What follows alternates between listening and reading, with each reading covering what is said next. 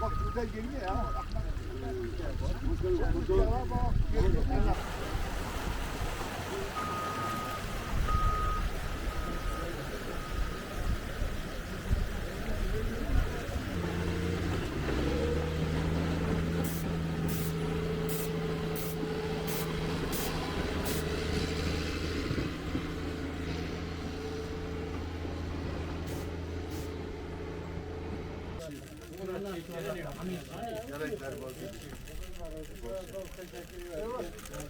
Öncelikle dün Saray ve Başkale ilçemizde meydana gelen taşkınlar, sel felaketi nedeniyle bugün Karahisar, Örenburç, Kekikdüzü, Keçikayası, Turan ve Koçbaşı mahallelerini ziyaret etmek için Saray ilçemizdeyiz.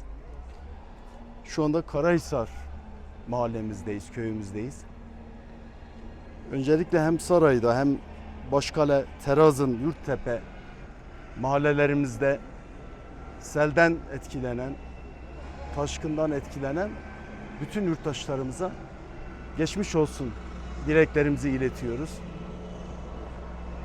Dün haber alır almaz başta Saray Belediye Eş Başkanlarımız,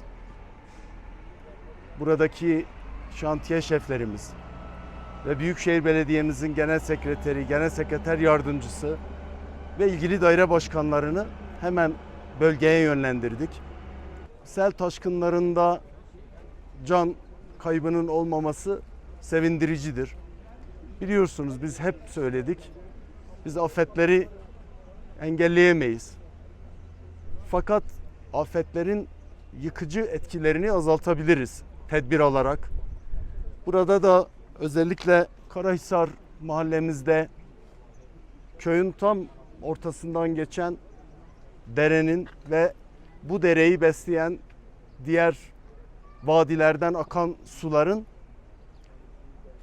ıslah edilmesi lazım. Yani öncelikle dere ıslahının standartlara uygun maalesef yapılmadığını görüyoruz. Burada bizim taşkın sınırlarını iyi tespit etmemiz lazım. Dere kenarlarına, akarsu kenarlarına o sınırları aşılmadan yapılaşmanın gerçekleşmesi lazım. Maalesef burada da o sınırlara uyulmadan yapılaşmanın olduğunu da görebiliyoruz. Bütün bu tedbirleri halkımızla birlikte alacağız. Çok şükür bir can kaybı yok. Yani afetin boyutları büyük, bunu söyleyelim. Birçok evimizin içini su basmış. Birçok ahır, tandır evleri yıkılmış. 60'a yakın küçükbaş ve büyükbaş hayvan telef olmuş. Yani halkımızın uğradığı maddi zararlar çok. Bizler ilk anda olduğu gibi bugün de yarın da halkımızın bu maddi zararlarının giderilmesi konusunda, halkımızın yaralarının sarılması konusunda Büyükşehir Belediyesi olarak elimizden ne gelirse yapacağız.